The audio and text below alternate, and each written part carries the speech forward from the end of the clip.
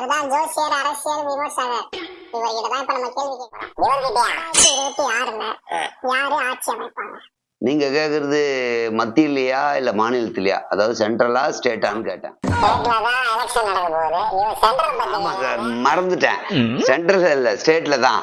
ஆனா யார் ஆட்சி அமைப்பாங்க அப்படின்னு தெரிஞ்சுக்கிறதுக்கு முன்னாடி அதை விட முக்கியமான ஒண்ணு நீங்க தெரிஞ்சுக்கணும். அதாவது யார் யார் கூட கூட்டணி வைக்க போறாங்க, யார் யாரோட ஒத்துப்போ போறாங்க, கொள்கையின் அடிப்படையில கூட்டணி வைக்க போறாங்களா, சீட்டின் அடிப்படையில கூட்டணி வைக்க போறாங்களா, இதெல்லாம் தெரிஞ்சாதாங்க சொல்ல முடியும். இருங்க, அதுக்கு முன்னாடி ஒரு சிலது சொல்றேன். எப்படின்னா, இப்போ மும்முனை போட்டி தான் மெயினா இருக்கும் தமிழ்நாட்டுல என்னை பொறுத்த வரைக்கும். அது 4 முனை போட்டியா மாறினாலும் மாறலாம். திமுக ஆட்சியில் இருக்கு, அதை தக்க வைக்கணும், அந்த பொறுப்பு அவங்களுக்கு இருக்கு. அந்த வகையில அவங்க தேர்தல் வேலையை பார்ப்பாங்க. அதிமுக ஆட்சி எழுந்திருக்கு, அந்த இடத்த பிடிக்கணும்னு அவங்களும் கட்சி பணியெல்லாம் பார்ப்பாங்க, மக்களை சந்திப்பாங்க. இப்போ விஜய் அவர்கள் கட்சி ஆரம்பிச்சு புதுசா வந்திருக்காரு. அவரும் தன்னுடைய பலத்தை காட்டணும்ட்டு அவரும் கொஞ்சம் போட்டிடுறது கடினமா தான் இருக்கும். இந்த மும்முனை போட்டி தான் இப்ப முக்கியமா நடக்க போகுது. 4வதா ஒருவேளை யாராவது ஒரு அணி இருக்கலாம், அல்லது வேற ஒரு கட்சி போட்டியிடலாம். அப்ப 4 முனை போட்டி தான் நடக்க போகுது. இது 4 பேர்ல ஒருத்தர் தான் ஜெயிக்க போறாங்க.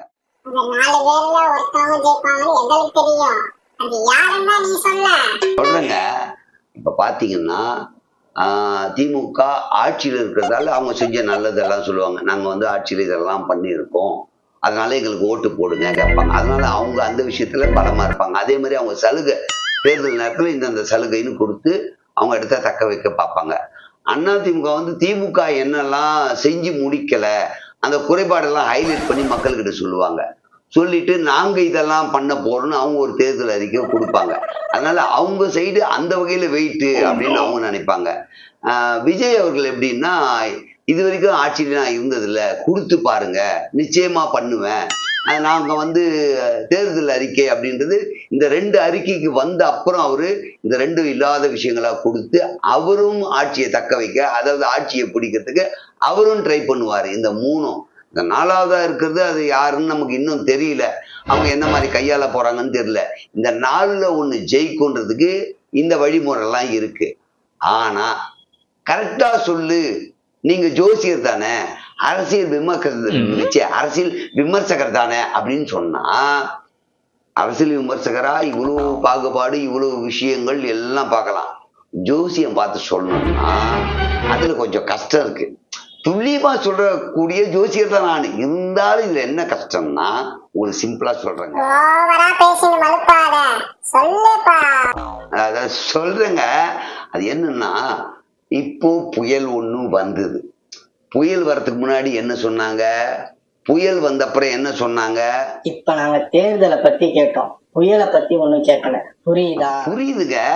நான் உதாரணத்துக்கு சொன்னேன், புயல் வந்து இங்க உருவாச்சு, அது அப்படியே நகர்ந்து நகர்ந்து நகர்ந்து இத்தனை மணிக்கு இங்க வரும்னாங்க. அதுக்கப்புறம் அது பின்னோக்கி போகுதுனாங்க, அப்புறம் அப்படி தள்ளி போகுதுனாங்க, அப்புறம் இப்படி வருதுன்னாங்க, அப்புறம் எப்படியோ போயிடுச்சுன்னாங்க. இப்படி எல்லாம் நடந்தது உங்களுக்கு ஞாபகம் இருக்கா? சொல்றேங்க, எங்க அவசரப்படுறீங்க? அந்த மாதிரி அந்த நேரத்துல யார் யார் கூட்டணி வைப்பாங்க நமக்கு இப்ப தெரியாது. எந்த கட்சி மிக பலம் வாய்ந்த கட்சியா உருவெடுக்கும்ன்றது நமக்கு தெரியாது. மக்களுடைய மனோநிலை அந்த நேரத்துல சலுகையை பார்த்து ஓட்டு போடுவாங்களா, இதுக்கு முன்னாடி பண்ணதை பார்த்து ஓட்டு போடுவாங்களா அப்படின்னு நமக்கு தெரியாது. அது இல்லாம 18 வயது நிரம்பியவர்கள்லாம் இப்பதான் ஓட்டையே போட போறாங்க. ஓட்டு ஆர்வத்துல அவங்க போயிட்டு கட்சி கொள்கை அப்படின்னு பார்த்து போடுவாங்களா, நாட்டின் முன்னேற்றத்தை நினைச்சு பார்த்து போடுவாங்களா, இப்படி பல விஷயங்கள் ஆராயும் போது அந்த மேகம் மாதிரி வரும், இப்படியும் போகலாம், இப்படியும் வரலாம், இப்படியும் போகலாம், இப்படி போகாமலும் இருக்கலாம், இப்படியும் நடக்கலாம், இப்படி நடக்காம போகலாம் அப்படின்ற மழை குழப்பம் மாதிரி இந்த தேர்தலையும் 2026 யார் வராங்கன்னு சொல்றது, துல்லியமா சொல்றது கஷ்டங்க.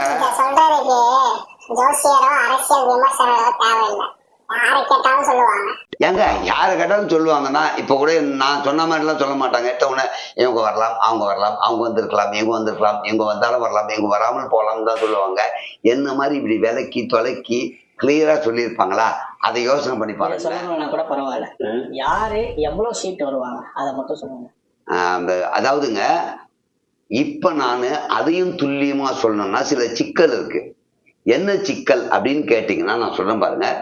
கூட்டணி கட்சி யாரு, அவங்க எவ்வளவு சீட்டு கேட்க போறாங்க, அவங்க இந்த கட்சி சின்னத்திலேயே நிக்க போறாங்களா, இல்ல அவங்க சின்னத்துல நிக்க போறாங்களா, இப்படிலாம் இருக்கு. அப்ப நான் பாட்டு ஒரு சீட்டு இவ்வளோன்னு நான் கரெக்டா கணிச்சு சொல்ற மாதிரி சொல்லிட்டு அப்புறம் இவங்க சின்னத்துல நிக்காம அந்த கட்சி சின்னத்திலேயே நின்னுன்னா கவுண்டிங்ல மிஸ்டேக் வரும்ல.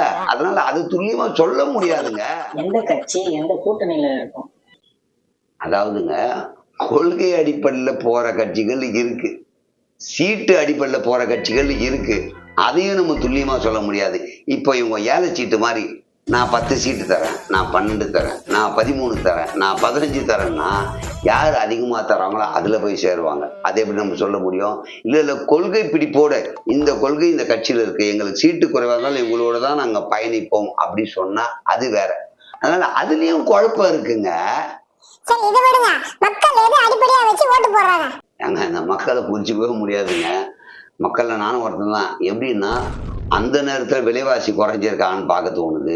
அந்த நேரத்துல தேர்தல் வாக்குறுதியில இந்த சலுகை எல்லாம் கொடுக்குறேன்னு சொல்லியிருக்காங்க அப்படின்னா அதை பார்க்க தோணுது.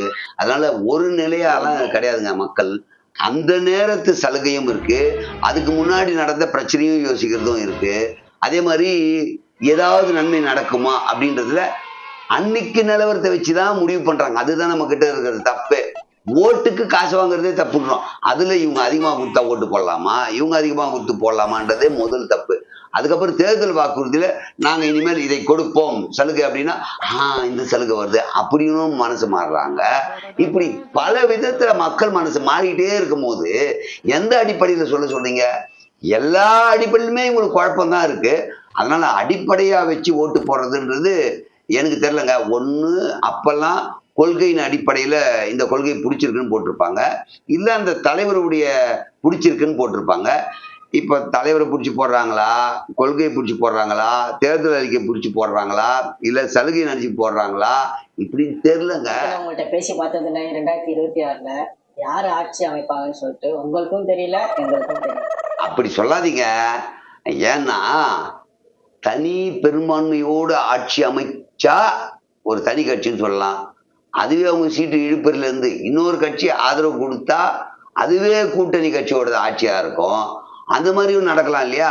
அதனால நம்ம தெளிவாலாம் எந்த பதிலும் சொல்ல முடியாது.